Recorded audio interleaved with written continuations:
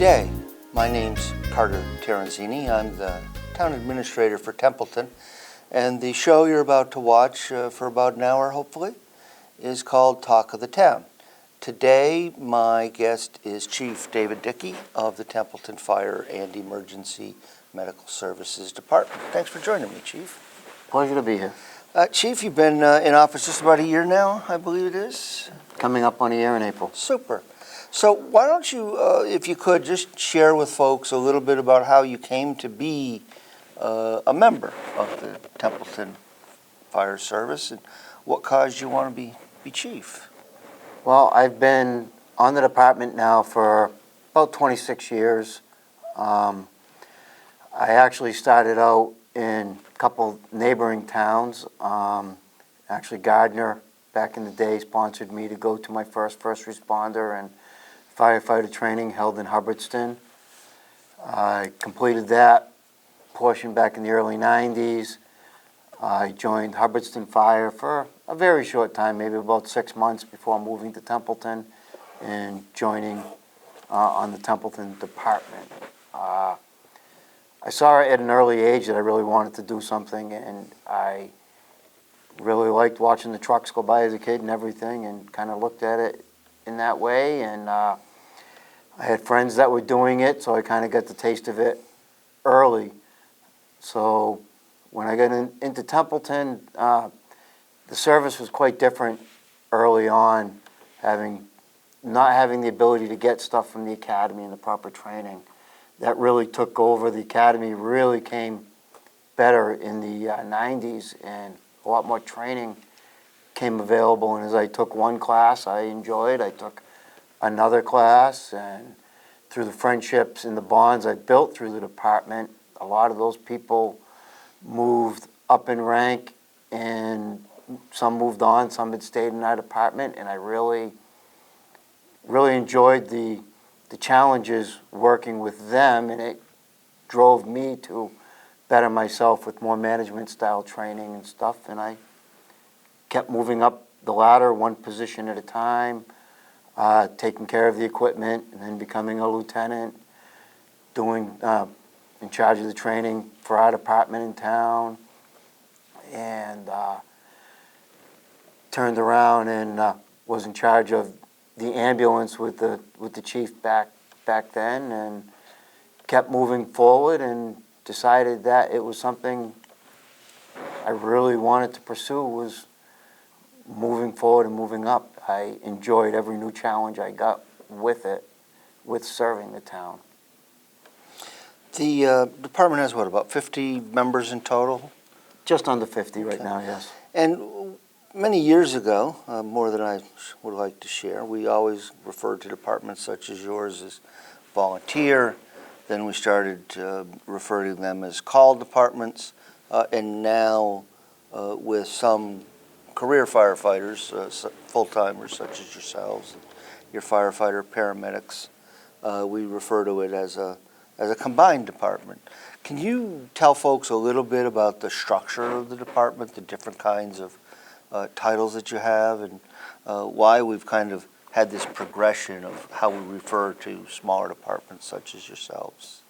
Well, I can start back a long time ago when I first got on. It was considered a call department. We had no full-time personnel, including the fire chief at that time, who was a part-time chief. And we had a truly volunteer ambulance service. When I got on the ambulance service, we actually got together once a year. Every member on the service was requested to go, and we knocked on doors. We knocked on everybody's door in town looking for donations, and that's how we ran the ambulance service. We were not paid for calls. We volunteered our time, and we got the calls done, and then we didn't even bill the people for the ambulance ride. Over time, it got harder and harder to get the volunteers to be able to do that job. People worked. We weren't the community we once were, where the mills were in town, and we didn't have people that could leave their jobs to come on an ambulance call. We'd get more calls, people couldn't continue to leave. So it was deemed that the only ones that were really saving were the insurance companies.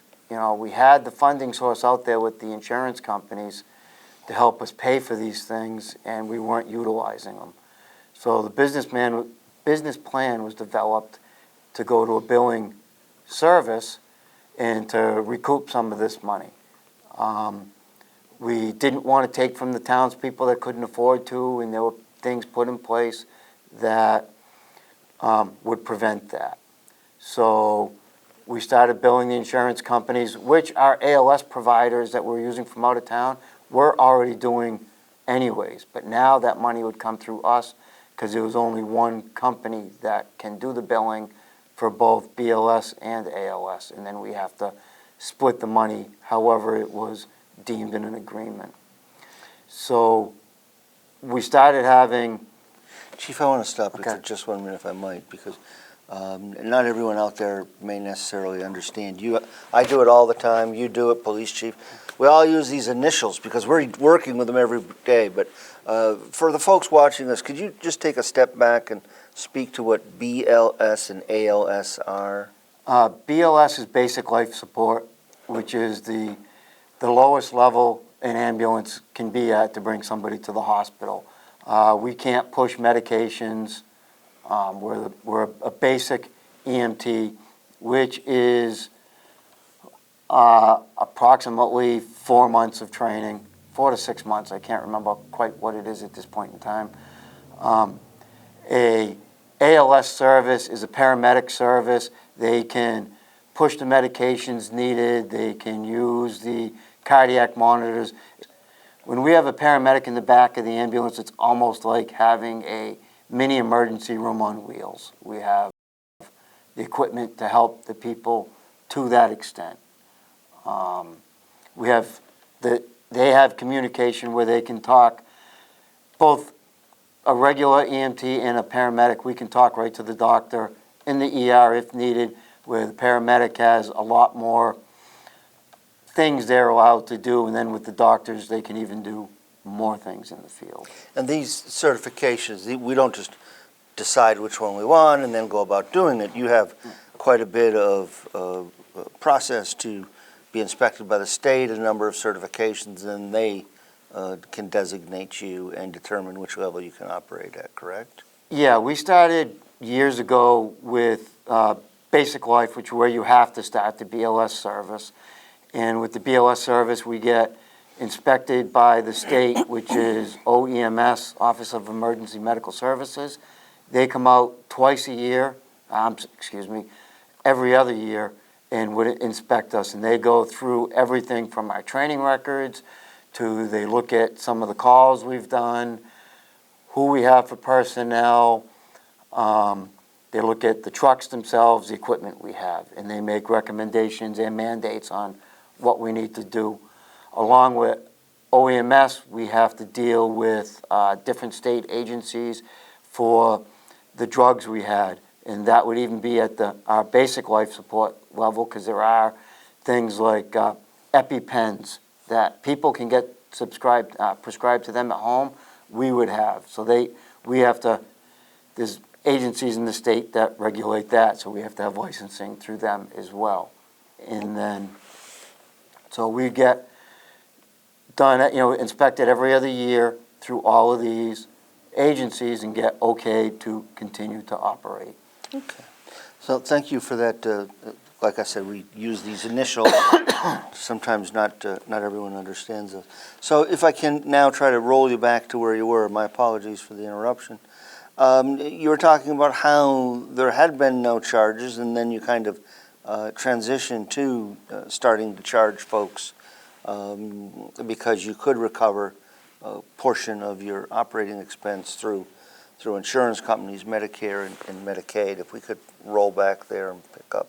Yeah, so we started charging, and in the beginning of it, all of the money went to the town general fund. It didn't come into a fund designated for the ambulance or for the fire department. It went to the general fund of the town, And I would assume back then that it was being used to fund us, but there was no, we weren't told. It was just, it went back to the general fund.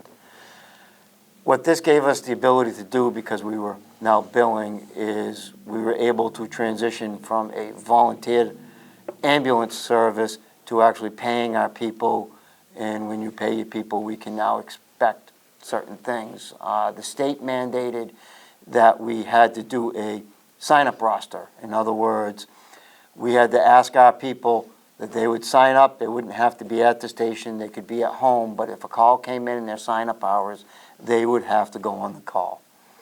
The state asked for that, and we had no choice. If we didn't do that, we're in non-compliance of what they're requesting. So that started many years ago, and we still, even though we have a combination department, we don't always have a full crew, which would be a minimum of 2 in the ambulance on duty at the station at all times. So we're still using that model today, where we have people at home that are on call, that are required to go on the calls when they come in. So we transitioned to having that sort of model, and we had more and more of our firefighters that transitioned to getting EMT training over the years.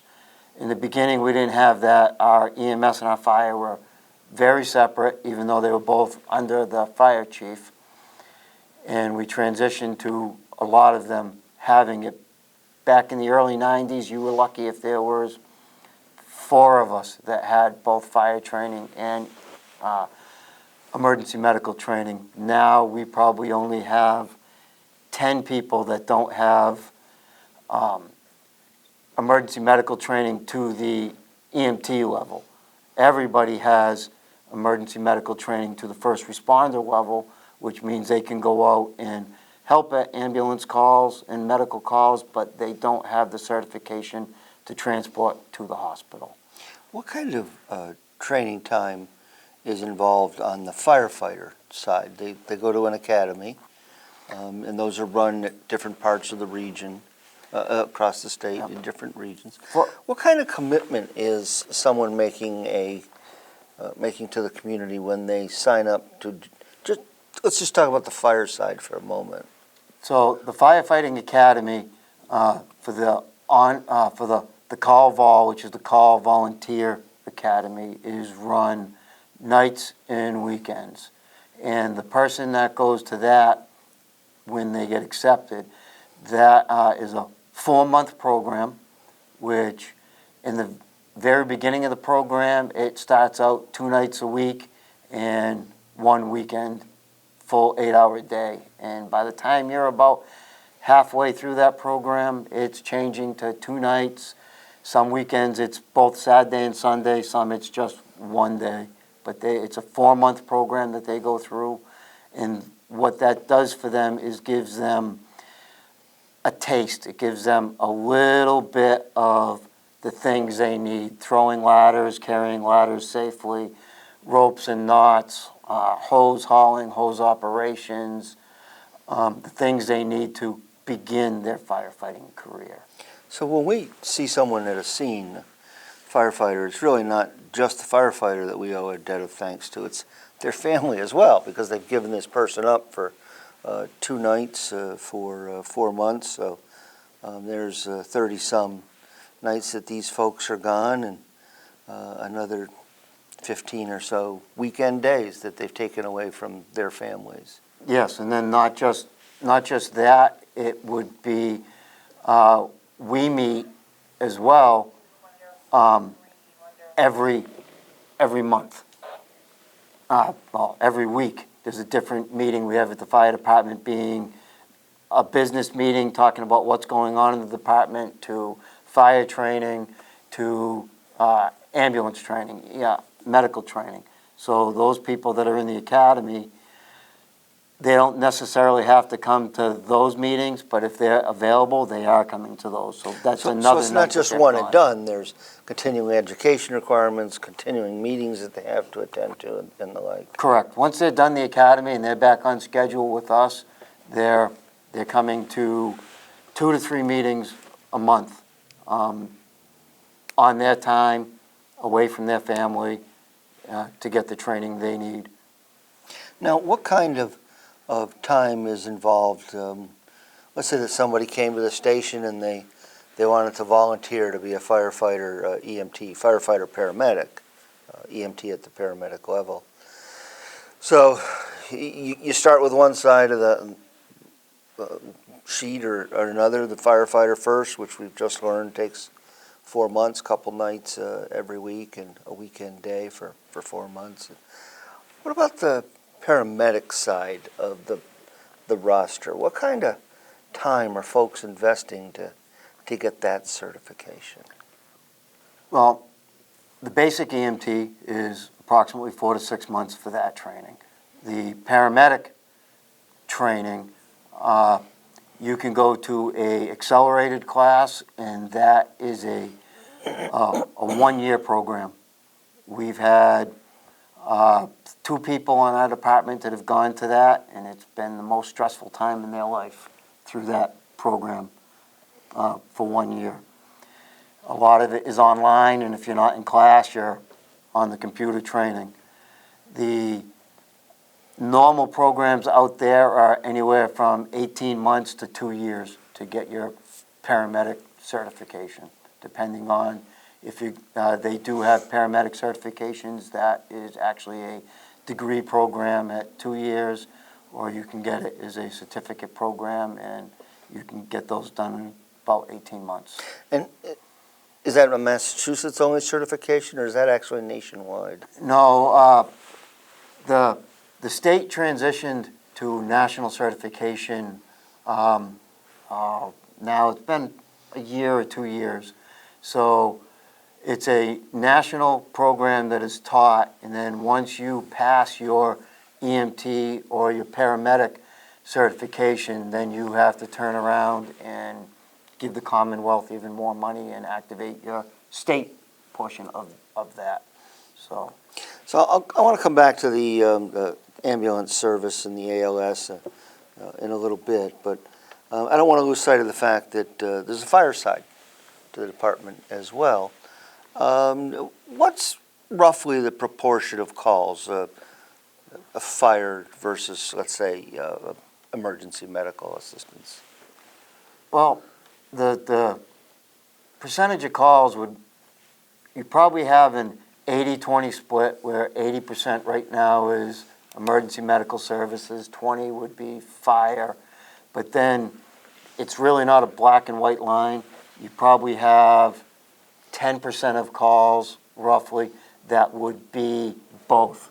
Our car accidents, we're sending both ambulance crews and fire crews.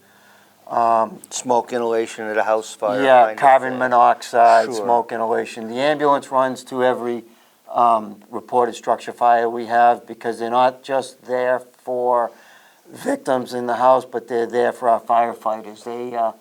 They help. The CERT team, comes up and sets rehab Okay, for us. I need to stop you because you've done it again. I'm sorry. That's okay, I do it all the time myself. But CERT, again, for the folks watching this, what is the CERT team? The emergency management agency in town runs a CERT team, which is Citizens Emergency Response Team. Okay, and that's Richard Curtis's group? That's Richard Curtis's group. They help set up rehab to take care of our firefighters at extended scenes, but our emergency medical personnel supplement them to come in and help them with that. Also, our emergency medical technicians on the ambulance side, we teach them how to fill our self-contained breathing apparatus, our SCBA bottles. So they're able to extend they're able to extend what they're firefighters doing. a bit by doing some of that. We bring them in a little bit so that they can help, so that I don't have to tie up a firefighter changing bottles and filling bottles. I can have someone that's helping with the rehab side of things do that, because that's where it would happen. By them helping with that, it frees up a firefighter in a fire. And while they're swapping bottles out and filling bottles for the firefighter, they're actually getting to assess the firefighter. Are they in a physical or mental state that they can actually go back into a fire, or do they really need to sit down and take a break Bit of a when they're not timeout. saying they can, where they should? Now, roughly how many calls do you get in total over the course of a year? We are right around the 1,000 Okay. mark for So calls. you said about 80, 20, 75, 25, so about 750 or a little more on the medical side and about Yes. 250 or so on the fire side. Yes. And that's quite a switch over the years, isn't it? Didn't there used to be quite a few more on the fire side, but with new codes and such? With all the new codes that nationally and the state work on, with the building department, it has changed. We've got, we used to have a lot more fires, and now we have a lot more medical emergencies because of the big thing is with the smoke detectors being mandated and carbon monoxide being mandated in all the homes. We're getting a false alarm or a medical issue because it's getting contained at an earlier stage. Now, sitting there and waiting for the bell to go off, or the horn, or the walkie-talkie is not the only thing that you folks do. Carbon monoxide detectors, smoke detectors, you go out and you inspect those. And so there's a whole inspection sort of responsibility, division of labor, if you will, in your department. Can you talk with folks about how busy that keeps you and the kinds of things that you have to inspect, from the life safety for permits down to the, I'd like to sell my home, chief, and I need a certificate from you? Well, it starts with the selling of the home. We have to go in and inspect the smoke detector and carbon monoxides in all the homes that get sold in town. We have our weeks that there really aren't many of those, or we can have crews out every day doing those inspections. And they roughly take about a half an hour inspection to go through and inspect the home. It's not as easy as, yeah, you got smoke detectors and they work. We work with the building code and the building officials in the assessor's office. So we have to make sure, when was the home built? Were there any additions or any building done to that home that would trigger an update to the smoke detectors and carbon monoxides in the home? And then we have to base it on whatever year that was, on what the proper protection in the home is. For a structure of that age? For a structure of that age. So we have those, and we're probably, we fail quite a few of them, and I can't say quite a few, probably about 50% that we fail, and we have to re-educate the people and making sure that everything is correct in the way it's needed, because it's not for their safety at that point in time, it's for the next homeowner's safety. What's the most common reason for a failure? They're not located quite right, or The big one they right now, simply don't work? the big one right now is age of the detectors. The laws changed last year that a detector can't be any older than 10 years old. So a lot of people believe that they have smoke detectors in their house and they don't ever look at them again. They don't change the batteries and they never test them like they should. So the law has changed for that, to make sure. So that's actually the first step. When they call up to set that inspection, I actually, on the phone with them, talk over with them, and it probably takes a good 20 minutes to make sure I understand the age of the house, what they feel the age of the house is at that point in time, where the detector should be, what kind of detectors they should have. And then I do tell them that I have, that I'm going to be checking with the town to find out updates to the house, and that may change the information I tell them. Mostly they know if stuff has been changed. And Because they have to have carbon monoxide detectors as Correct. well as the smoke detectors, right? Correct. And the certificates, how long are they good for? So you come to my house and you walk through and you say, okay, yep, you got them based upon the code for your house. They're exactly where they should be, and I can see their combination smoke and carbon monoxide. And, yep, I can tell they're new or newer. So I get that certificate and I'm feeling pretty good. How long is that certificate good for? That certificate is good for 60 days. 60 days. So what I've been trying to tell people is to call us 2 weeks before closing. Okay. I do that because if I can schedule with them, that gives them time. If I find anything wrong, they can have it fixed, and I can do a reinspection for them, so it doesn't affect their closing date. But it's close enough to the closing date so they get every last day out of their certificate that's possible, because at 61 days, I have to go re-inspect, and there's another fee for the re-inspection at that point in time. So if someone's selling their house, make that one of the sort of the last check items when they're getting ready to call the utility companies. When they have a closing date, give you a call about 2 weeks ahead of time. They can call anytime, and I'd be happy to go over with them so that they know what they need, but Sure. the actual inspection, Okay. the 2 weeks to the week before. So give you a call, gives them an opportunity, but then about 2 weeks Yep. out for the call. So that inspection portion of it take up quite a bit of your time, does it? Yeah, it's, like I said, the residential inspections like that are about a half an hour each, depending on if they got it right and if everything works. But they're not the only kind of inspection that you do. No, we have, we work with the building department to do liquor license inspections every year. Those take up quite a bit of time, working with the owners of the establishment to make sure they're up to codes and then they're up to safety.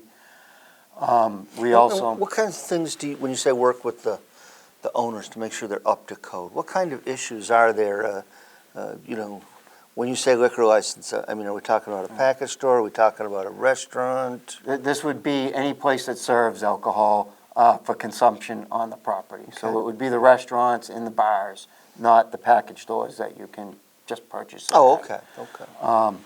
The biggest thing I found, this was the first year that I've actually done the liquor licenses, so the biggest thing I had was that fire alarm systems, commercial fire alarm systems that are in buildings are supposed to be checked by a professional with a service report on that annually.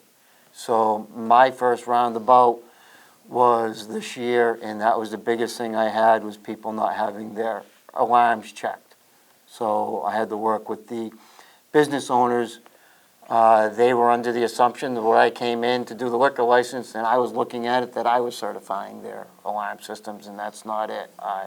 I can't do that. That has to be by a alarm company or an electrician that does it, and I have to get a letter of certification saying that the alarm system works properly for the age of when it was put in, and that everything is fine.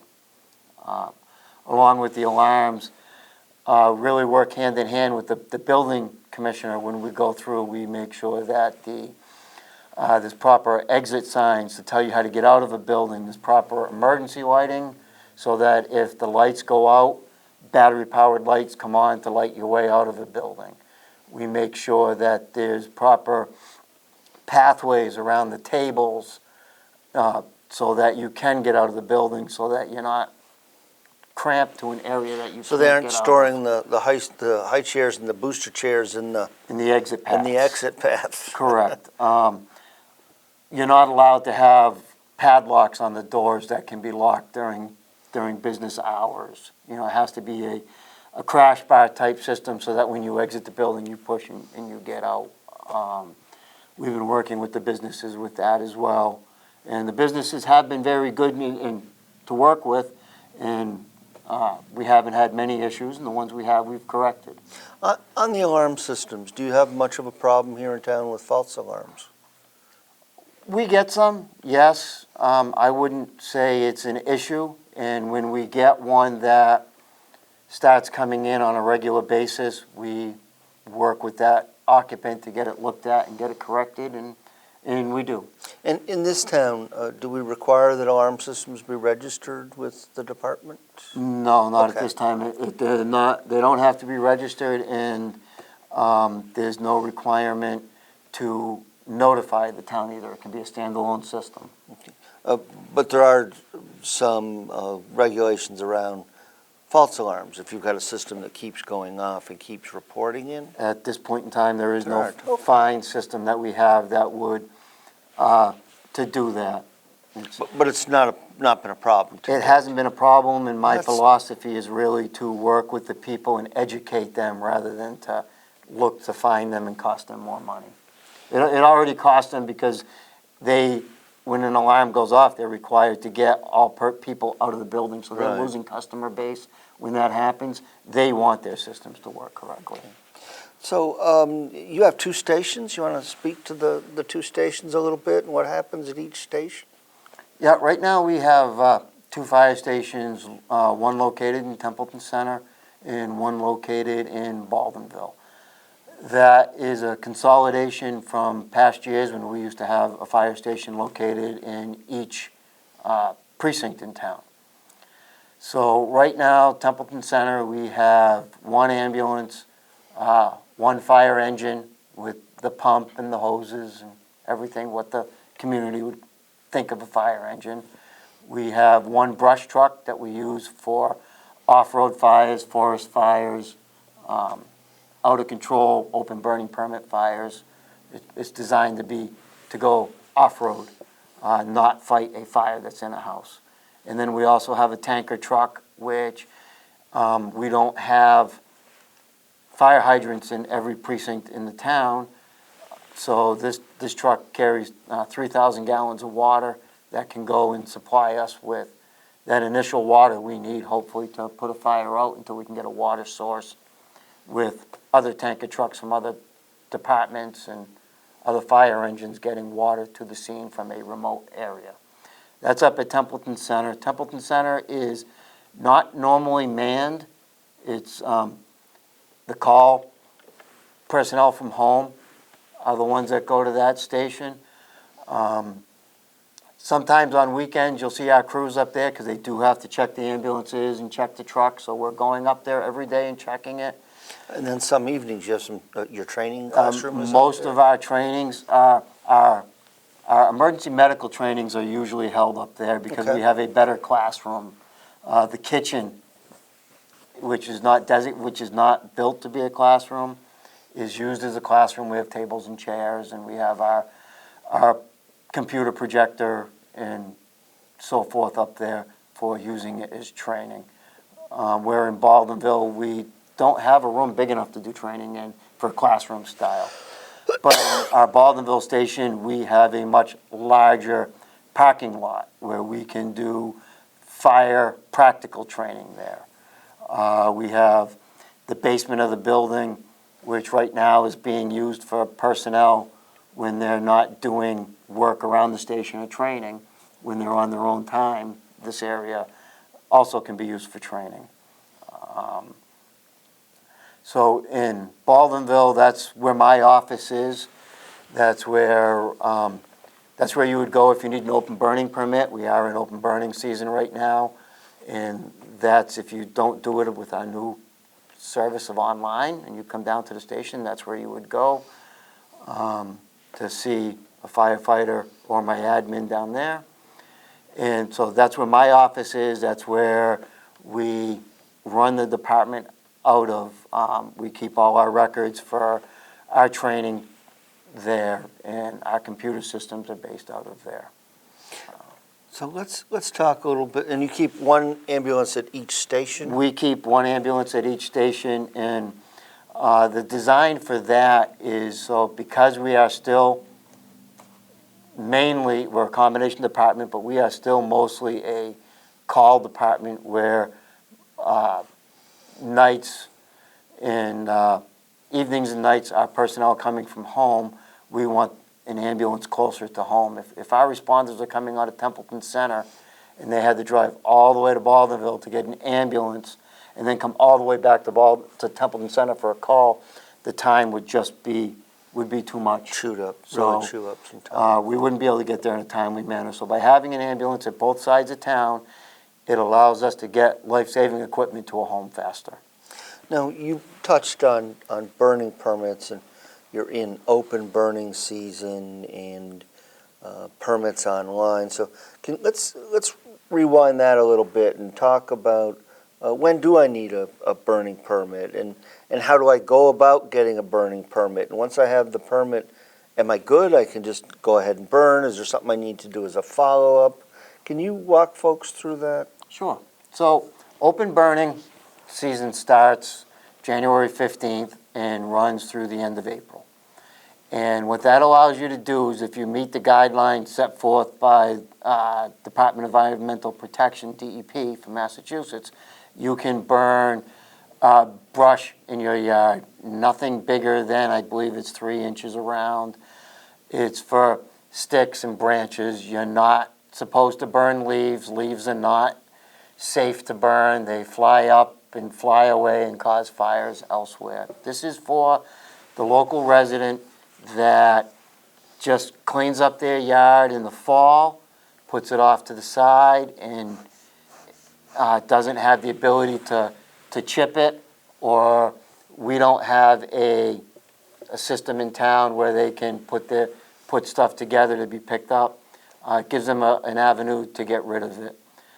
So you have to have a permit to have a open burning brush fire. And the cost of it is $10 to the town, and that would be check or money order to us at the fire station.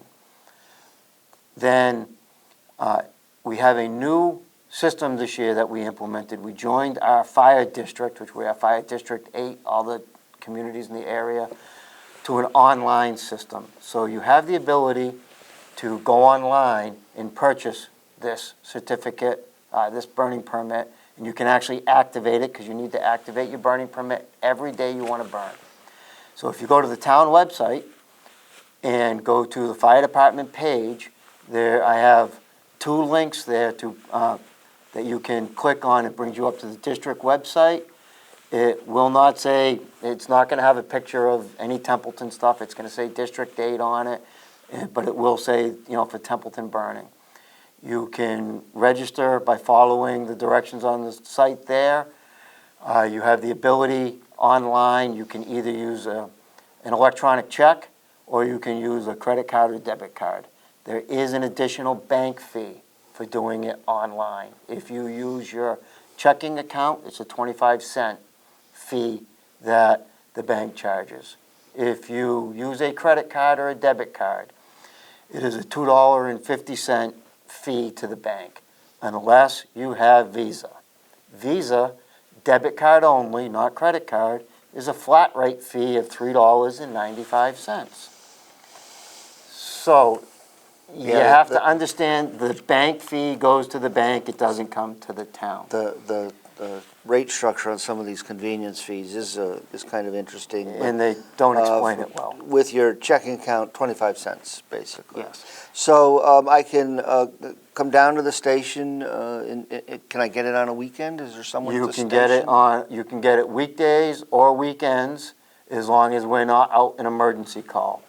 To be perfectly honest, the easiest time if you're coming to the station would be a Monday, Wednesday, or Friday from 8 to 2. The fire department administrative assistant is there, who is trained to help you get that permit, and he does not go on emergency calls, so the office is open during that time. So I've accumulated my stuff over the fall, and it's Friday, and looks like the weekend's going to be fairly clear after all. And I go online, templeton1.org, look up the fire department page, and follow the links through to get my permit. I pay it, and the next morning I'm good to go. What you have to do is, when you're ready to burn, the day that you're going to burn, anytime after 8 o'clock in the morning, you can go online. The permit that you had already purchased has the website on it, or you can go right through the town website again, the same way you did, brings you to the same place, and it has a place for you to activate your permit. You can activate that permit anytime after 8 a.m. up until noontime.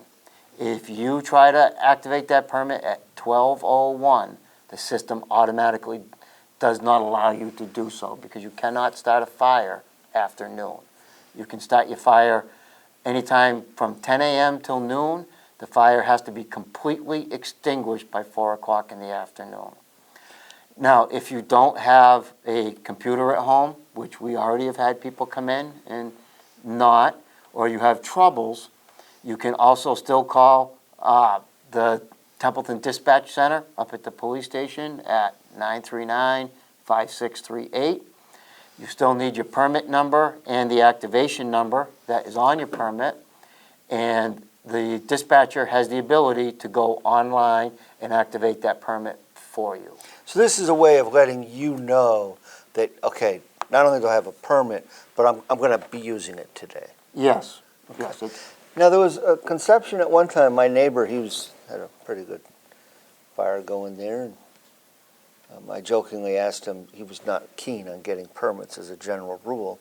And he, oh no, I don't need a permit because there's snow everywhere. Nothing will ever catch on fire. Is that true? Is that not true? That's not true. Between the time frame that I had stated before, January 15th to the end of April, you have to have a permit to burn for your brush and so forth. Now, that being said, there are a lot of people in the community and other communities that have campfires. They have the fire pit out in their backyard, the ring of rocks, or, it goes from a ring of rocks to people spend thousands of dollars on these things. I'm a ring of rocks guy myself. That is, that's what we consider, it's loosely called the cooking fire, is what it is. There is no $10 permit for a cooking fire. That's kind of like when you go camping and you have the fire at the campground or whatnot. People have them at home. What we ask during that time is that before you do it, you call the dispatch number, the number I had given you for the police station, and tell them that you plan on having a cooking fire outside that night. And the reason we ask that, there are times that the state deems there's no outside fires allowed. Is that an air quality issue? Is that a fire danger issue? That's a fire danger issue. It's what the state calls a red flag day. It's not safe to burn. So what that allows us to do is, number one, we'd be able to tell you beforehand, you can't burn today. It's a red flag day by the state. And the other thing that does for us is it helps with the nuisance calls, the disputes between neighbors. My neighbor's burning. He shouldn't be burning. It's too close to my house. It's too close to their house. We know where the fires are. If we need to tell people to put them out, we know where to send people. We're not just chasing smoke all around. So it helps us help you. We can take care of it easier. When you call for that cooking fire, campfire permit, there is no fee for that. You're going to call and leave your contact information with the dispatcher, and then if things change and we have to cancel burning because of a red flag type of day, we can just call you and tell you to put it out. We don't have to send crews all over town to do so. Now, even if I've done all that, there are a few things. You said no leaves, but also no burning of painted or stained or finished materials, no burning. No construction debris you can't burn. No pressure-treated woods. No pressure-treated wood, no construction debris, no cardboard, no leaves. It's So basically, twigs, small branches, things like that. correct. Now, you said one of the things about leaves was flyaway, and this may not be an issue here at all in Templeton, but in some regions, and you see it on TV more and more, small groups of people will, it's almost a balloon type thing, and it holds a candle, and you'll see, groups setting these things alight, and they go off into someplace to land somewhere. Like a candle. Yep. Now, has this been a problem in this area at all, or do people understand that they actually could be, well, they may be paying tribute to their mom, their dad, or someone that they love and has passed away. They're actually also unfortunately transporting fire to another area. So, is it a problem? I wouldn't say it's a huge problem. Okay. We do in the vicinity of a little over 200 open burning permits a year. That, and on top of the people that burn without permission, I would say there's probably a small percentage, maybe 10 permit fires and non-permitted fires that we've gone to that leaves were in the pile and they've gone to another section of either their yard or a neighbor's yard and started or continued a brush fire. And that's on top of any fires that we may not know about that the people control themselves. So these sort of like hot air, small mini hot air balloons with a small candle have not been a problem in this area, but people do need to understand that they're possibly transporting fire. Correct. In the air somewhere. Okay. So now I want to come back to the fire side of things. So you get a new recruit, and they've agreed to go to the academy, wherever it might be, and this is going to be 4 months out of their lives. And you have to equip them. Turnout gear, bunker gear. I think you had called it structure fire gear. Structure fire gear, bunker gear. So just so folks understand, this is what people wear when they go into a burning building. So obviously it has to be pretty good stuff. Yes. What are you spending? What are the taxpayers spending to outfit a firefighter for their first entry into a building? Your normal firefighter that's going to go into a burning building, respond to a car accident, emergency scene, their bunker gear or structure firefighting gear is their first line of personal protection equipment, PPE. It's what they put on 99% of the calls. It goes from fire-resistant pants, jacket, they have boots, which are waterproof. They are steel shank, steel toe for protection.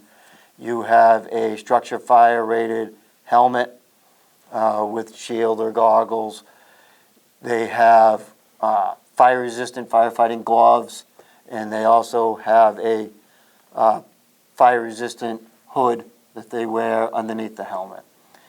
That gear, their total for middle of the line, not the worst stuff that I can buy and not the best stuff that I can buy, goes for a little over $3,000 per firefighter. And what's the life of that set of gear? You buy it brand new, and that firefighter never leaves you, and he never puts on an ounce or two in those next few years.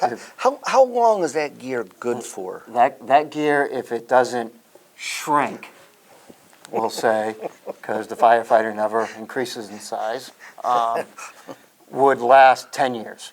10 years? At 10 years, we have to destroy the gear. It's not rated to be in a burning building anymore by NFPA standards. So basically, and they also cannot train with it anymore. So we basically need to put aside for every firefighter who has this structure fire gear. If we're thinking ahead, we need to be setting aside $300 a year for every firefighter, so that at the end of the 10 years, assuming we've earned enough in interest, conceivably, to cover the increased costs just for that one. And now they can't just go into most fires with just that gear. Don't they need some additional?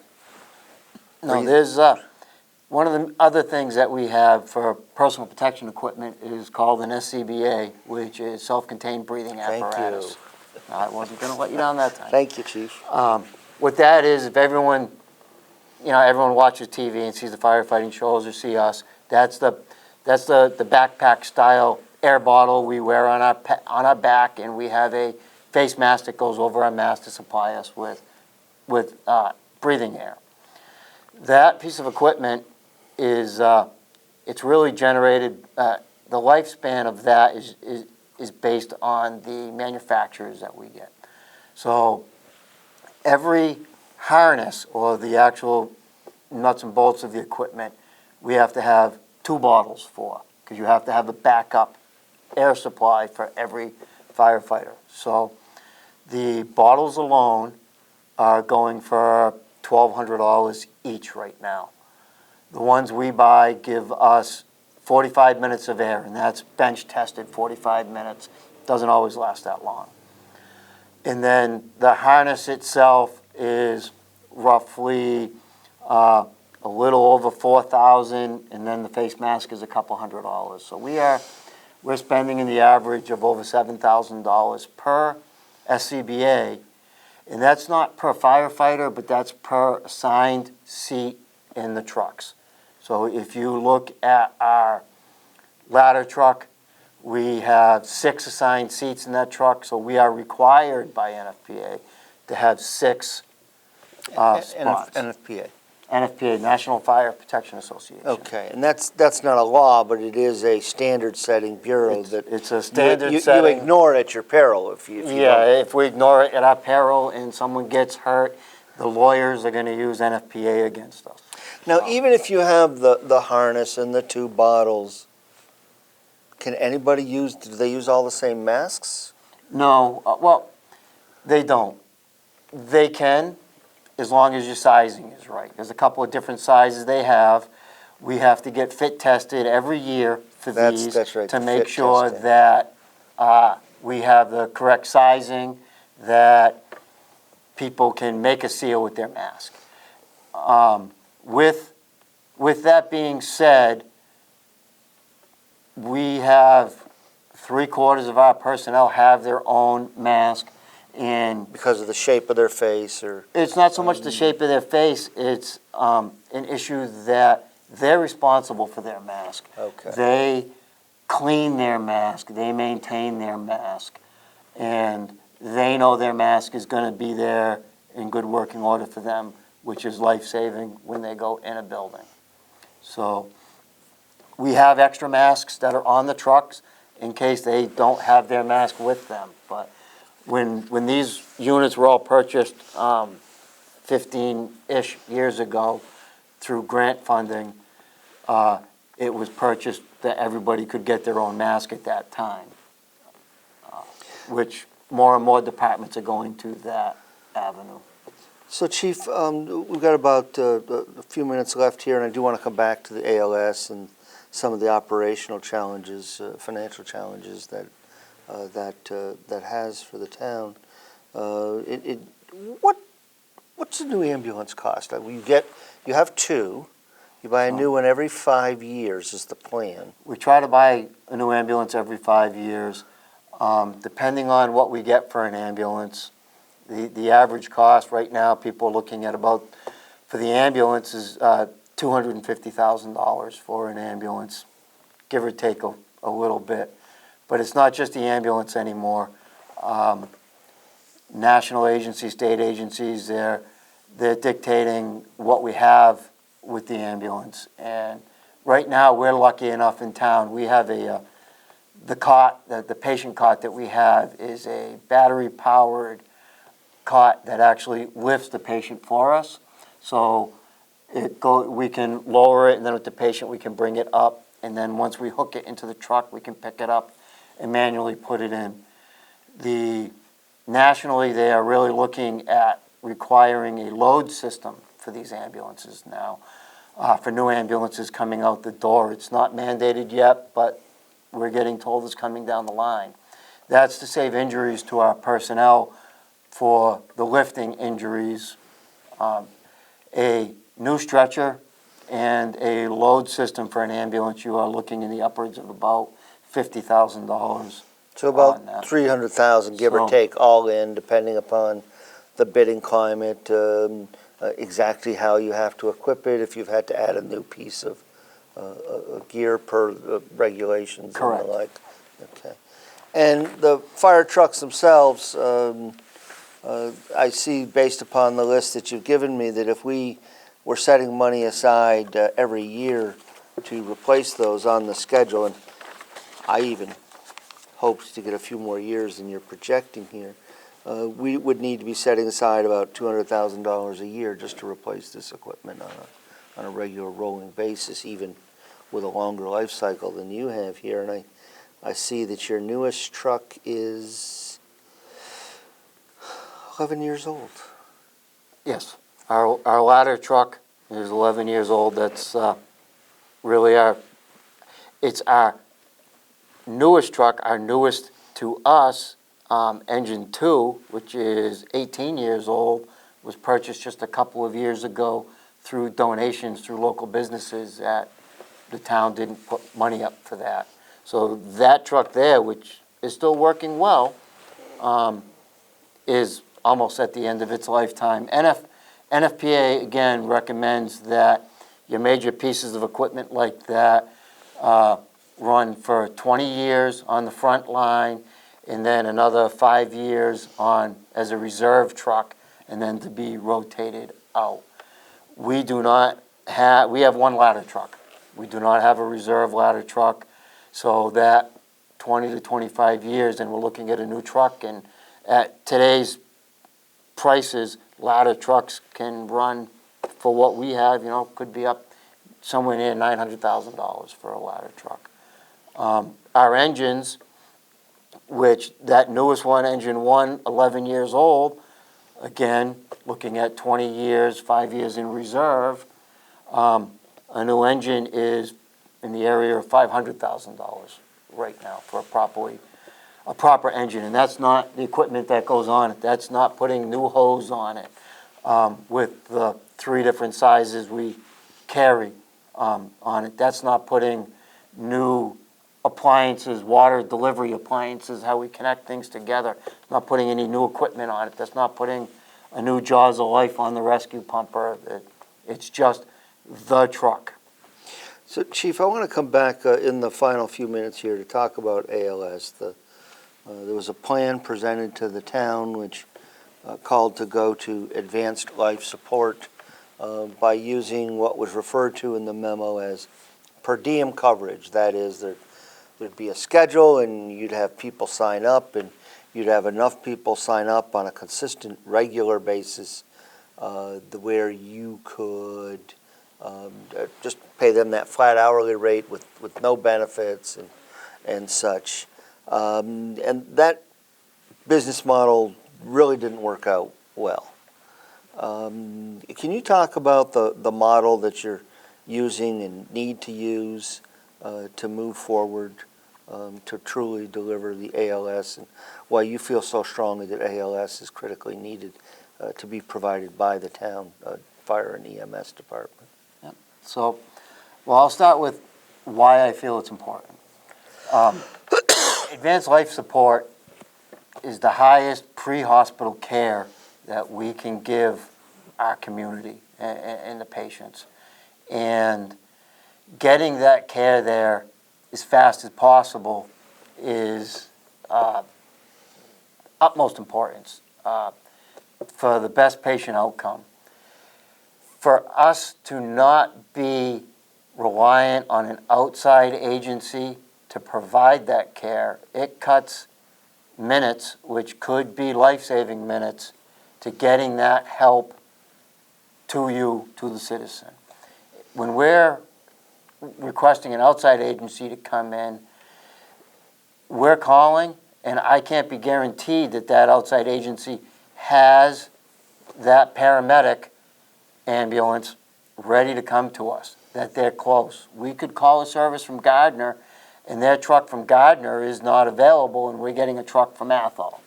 And then they're in a tail chase with us, our ambulance, to the hospital, which they're not going to catch us. Our job is to get the patient to the hospital with the proper care quickly. Our mandate does not say we have to wait for the paramedics. It says we have to call them.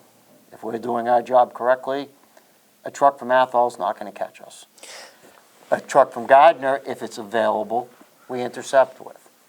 But if we're supplying that paramedic, we know the training they have because we're responsible for that training. We require a high level amount of training out of our people at the best we can give them. We're training constantly to the highest levels. And I know, because we're getting there quickly with the paramedic from our town, you're getting the best care you can. That being said, what ALS also does for us is we have to supply a fire department. We need to go on all the calls we get called for. If we weren't supplying the ambulance in town, and the ambulance was coming from another agency, we still need to go on that emergency call. We're not going to be able to bill for that call. And that's the first responder piece of it. That's the first responder piece of it. So if it's us going on a call and we can't bill because the agency outside of our town is billing, we have no revenue coming in. It's getting harder and harder every day to get, they're not volunteers, they get paid, but our call firefighters, our call emergency medical technicians, they all work. They're working different shifts. The day of one income families is just about gone, and we can't get people to volunteer anymore to make up. It's harder and harder every day to get those people to come out and support us. And so by using firefighters / paramedics, they're there in the building, and we at least have 2 folks on staff to roll the fire trucks as well. Is that an advantage also? The current model that I'm trying to go to would put a firefighter paramedic in the station 24 hours, 7 days a week. During the week, we would have another firefighter paramedic with them as a pair, working days, and myself. In the evening and overnight hours, we would still be reliant on our on-call personnel signing up, doing their shifts to supplement the one person in the building. I would love to see 2 people in the building to be able to get that ambulance out on a second's notice, or get the fire truck out on a second's notice, but I understand the funding is not there. This is the first step, which would meet our state minimum on getting our ALS to 24-hour coverage within the 3 years that the past administration set forth in writing with OEMS. But it would do so in a fiscally responsible way for the town. It would not just be jumping to try to have 6 full-time firefighter paramedics on duty all the time, plus myself. This would be putting people in that we can respond in a timely manner. During the day shifts, we can still get the inspections done that we need to get to do. We can still do taking care of our stations and our equipment and things like that, and still respond both on the medical side and the fire side to do things. It would not bring us up, in my mind anyways, to what the NFPA would call is safe, by putting so many men on a fire truck 2 out. and on a ambulance, and 2 men, 2 out. But it's the first proper step for a community of our size to be able to maintain what the citizens really deserve. Well, Chief, thank you for your time this morning. I actually had some questions I wasn't able to get to at all. We really burnt through that. We're going to, folks, have another good discussion about budget and resources following this for a little bit. I have advised the select board that the business model that was settled upon really doesn't work well, and despite having moved our ambulance rates up, we have increased by almost half. Our revenue's half again. I do want to remind the folks that this is a call department. A tremendous amount of time put forward by all of the folks who have volunteered to serve you and their families. Please keep them in your thoughts, and remember to say thank you to the families, not just those folks. Always looking, Chief, for new members, are you? Always will talk with anybody that wants to come in and help out. Give the chief a call, come on down and see him, see if this is the kind of public service that might be of interest to you. Next month, I'll have Lori Wida, who is the director of our Development Services Office, which covers all of our land use, planning, Board of Health, building inspectors, gas inspectors, and the like. If you have had any questions about today's show, send me an email, townadministrator@templeton1.org, or stop in the office or give me a call. Thank you very much for joining us and watching this conversation with Chief David Dickie of the Templeton Fire and EMS Department.